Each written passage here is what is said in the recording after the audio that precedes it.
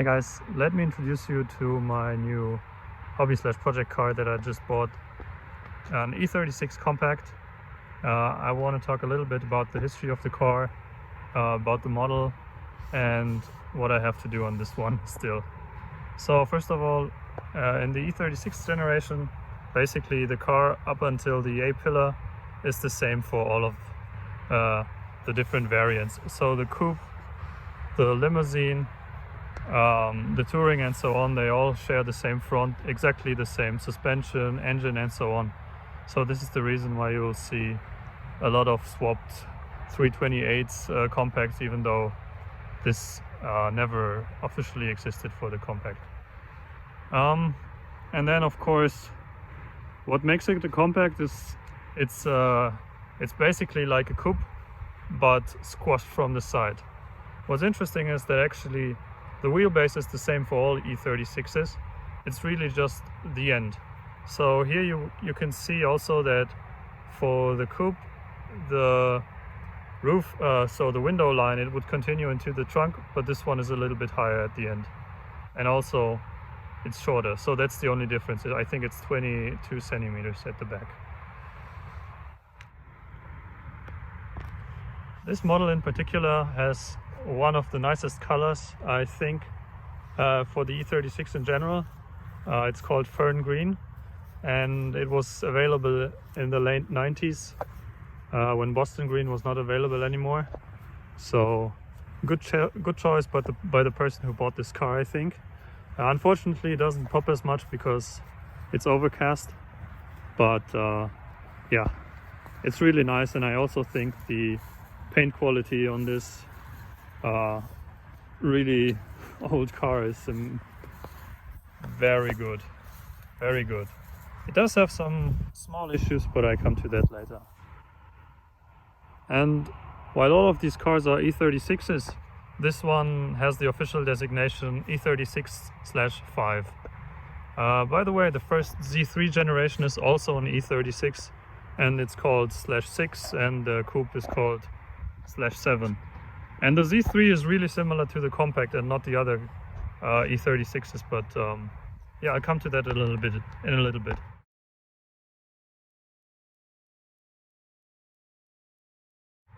Anyways, what's the big difference from this to the actual coupe? So while the front is mostly the same, the interior is different, but the big change is that instead of the modern multi-link suspension that the E36 got, and I think the modern 3 Series still retains, this one has a modification of the E30 trailing arm suspension, which is good and bad because it means that the suspension is not set up in a vertical way, but most of it is in the horizontal area.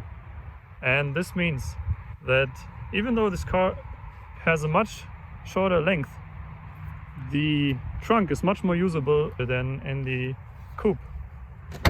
So in terms of practicality, I do have some stuff from the previous owner he gave me. This is really not bad.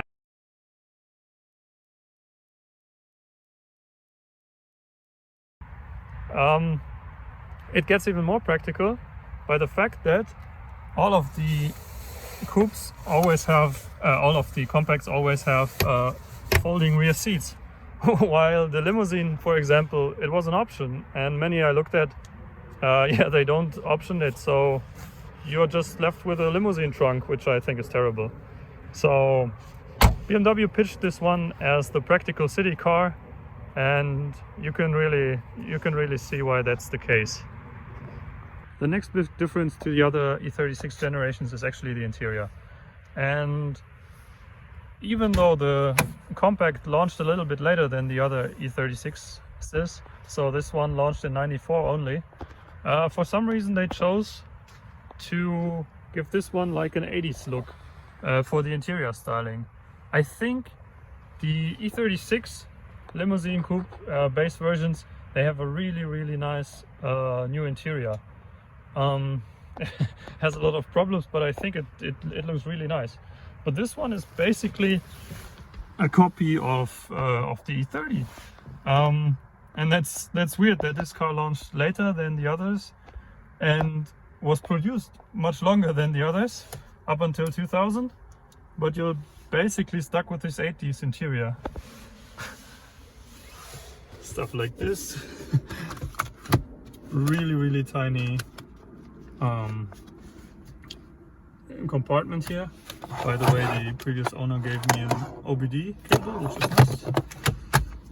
And yeah, of course this one has the modified radio, so I have Bluetooth. And yeah, while I'm here, I guess I can talk a little bit about the options. So the interior from the other side. The most expensive option in this car is this little thing right here, AC. Back in the 90s, this cost 2,500 Deutschmark, so 1,250 euros back in the 90s. Yeah, really expensive, but I'm glad it has it. Right above we see the board computer. I can show you a little bit about the computing it does, but this one was another 400 mark option. Crazy. The other option I'm glad it has headrests for the rear passengers. Really nice. And it has a sunroof. Yeah, I guess the person that configured this car chose a really practical version. I like it. Also, of course, since, as I said, this has the same wheelbase as the other E36s, space in the rear is actually not terrible. So let me quickly jump in here. Yeah, definitely better than my convertible, I think. So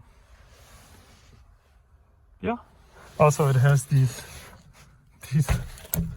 type of windows to open in the back. This can also be done electrically as an option, of course, but yeah, I don't know if this has ever been used in this car. Yeah, this is the key. It has central locking, which is really nice, and it works unlike yeah, let's say the E46s often.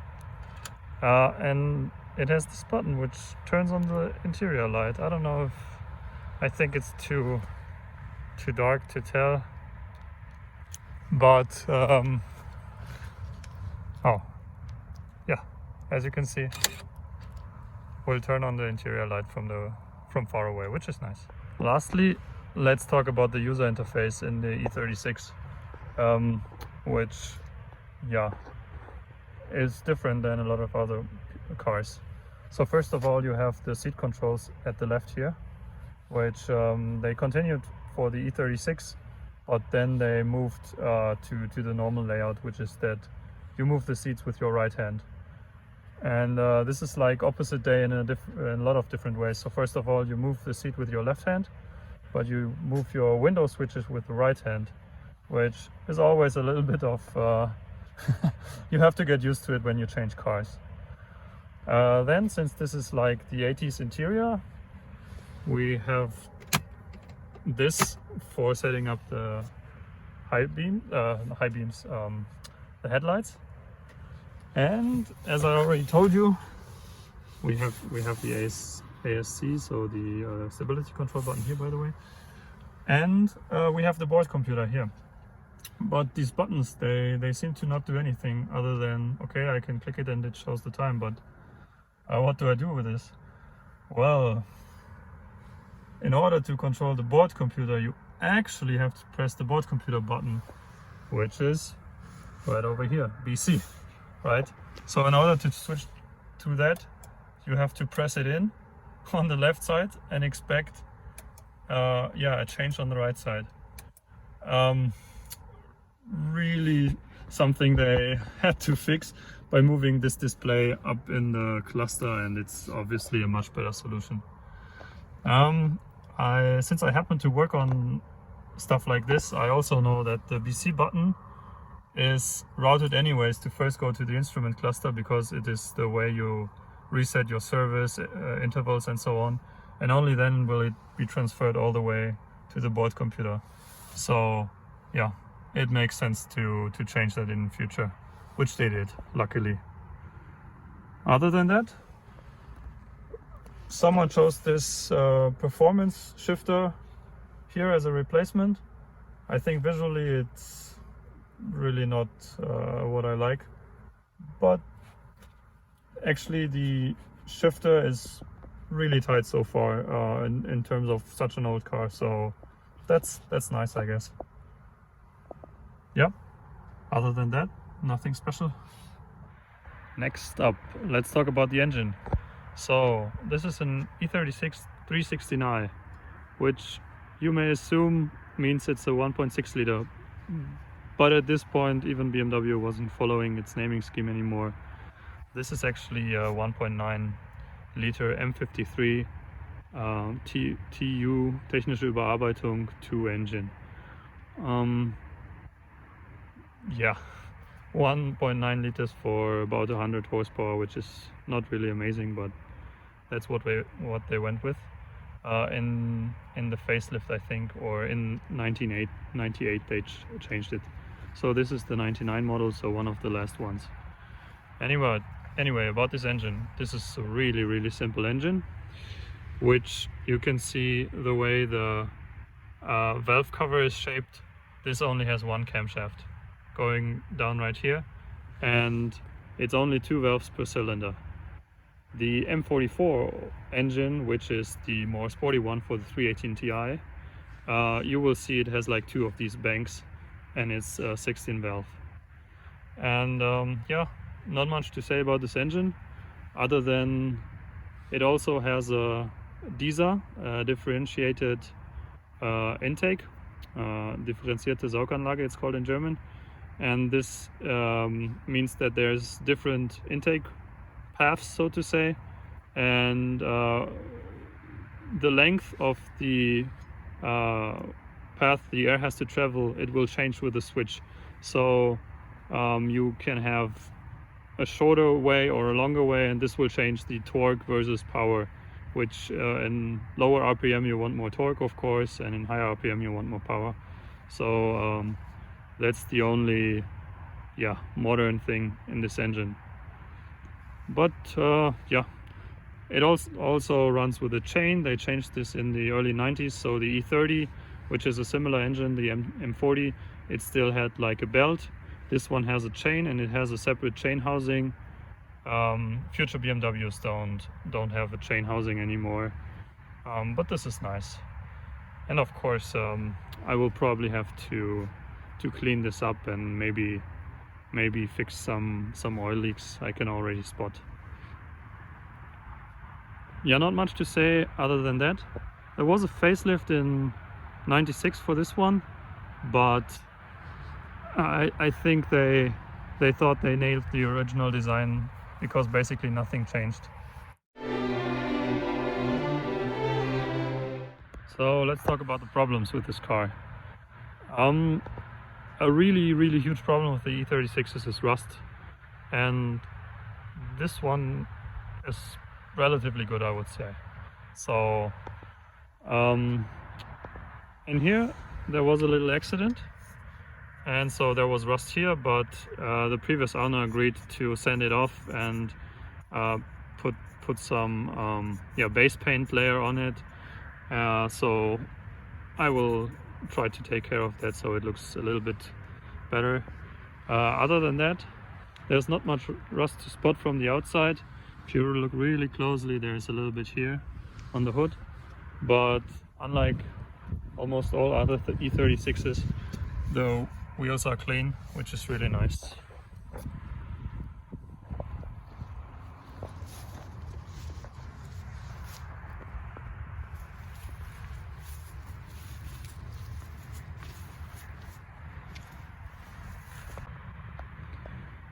Needless to say, like all BMWs, the emblem is going away. There was a really creative replacement with a marker here, but I already ordered a new one. Maybe an issue you already saw. Here's a little, it's a hole in the blinker, so I already ordered a new used part. These come really cheap because there's so many E36s that are dying. Other problems, Of course, every E36 basically has this, but one issue I don't really care about is the sagging ceiling, but it's only in the rear for me, so not urgent, also not that easy to fix, a little bit of a hassle, so I will keep it for now. Another issue is these power window buttons. Something is not fixed in here, so if you press too hard, this button will sag down. I have to fix that somehow. But also an issue a lot of E36s face is that for the power windows, some clips are always breaking, and then it's too high on the left side and too low on the right side, so it will stick out a little bit like this. But luckily for me, in this particular case, it will sort of recover at the end, and seems to not be leaking for now. The temperature sensor is also out, so it will tell me minus 40 degrees, and it will always beep on startup because, well, it's frost, right? So I have to be careful. Another issue which is typical here is that some lights on the instrument cluster go bad. So there's, for each of the warning labels, there's a separate light, and also the backlight. You can tell in the pre-drive check that there's some missing here, so I will have to check them. So for example, for me to know that there's light. By the way, have you seen this 80s relic? This is how you turn on the light, the headlights. A different issue is the previous owner, he actually had some heavy stuff that he put on here, and when he wanted to carry large things, and so it looks like this plastic here is broken. I already ordered a replacement airbag. In the engine, of course, well, there's oil here. There's a little bit of oil down there, hard to spot. And looks like my coolant is also low. And what's worse, the coolant is pink, but I think all BMWs are using blue coolant, so have to change that. But the previous owner gave me already like an upgraded water pump, which is something that is preventative maintenance, along with the thermostat, a new one, so I will do this in one wash.